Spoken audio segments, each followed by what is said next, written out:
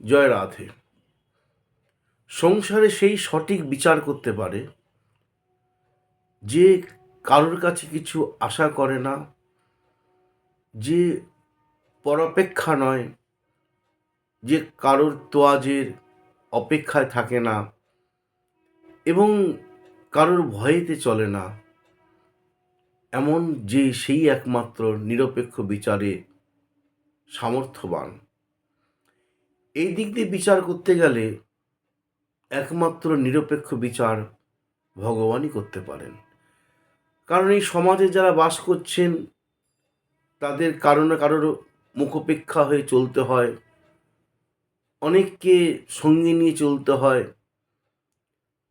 অনেকের কাছে কিছু পাওয়ার আশা থাকে, সেই ভাবনায় চলতে হয়, সমাজে বাস করতে হয়।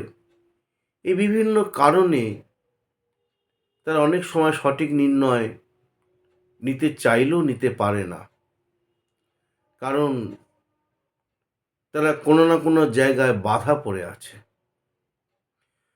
ভগবান তিনি এর অপেক্ষায় থাকেন না।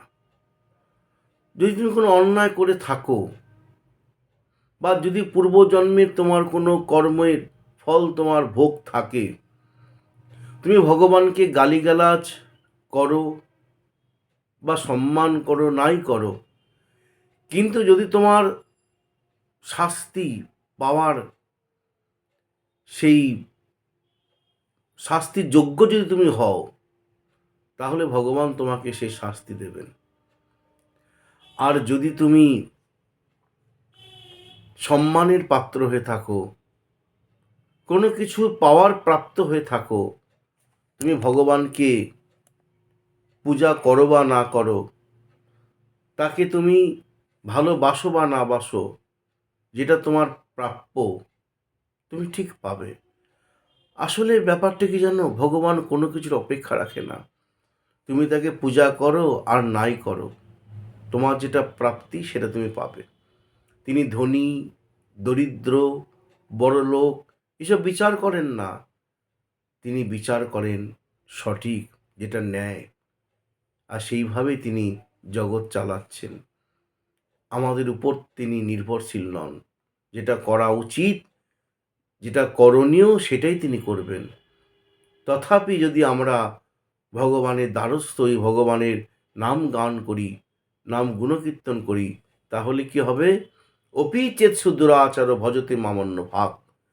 খুব দুরাচারী ব্যক্তিও যদি ভগবানের সংস্পর্শে আসে, যেমন আগুনের সংস্পর্শে লোহা আসলে লোহা লাল হয়ে যায়, হাত দিলে হাত পুড়ে যায়, তেমনিভাবে ভগবানের সংস্পর্শে আসলে আমাদের পূর্ব জন্মের যে পাপ এবং এই জন্মেও যে আমাদের মনের মধ্যে কুভাব রয়েছে, এসব দূর হয়ে যাবে।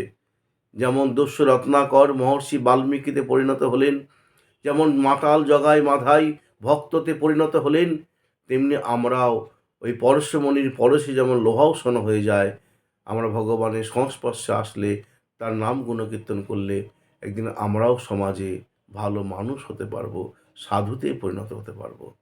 তাই ভগবানের চরণকে আশ্রয় করুন এবং জীবনটা সুখের করুন। জয় রাধে।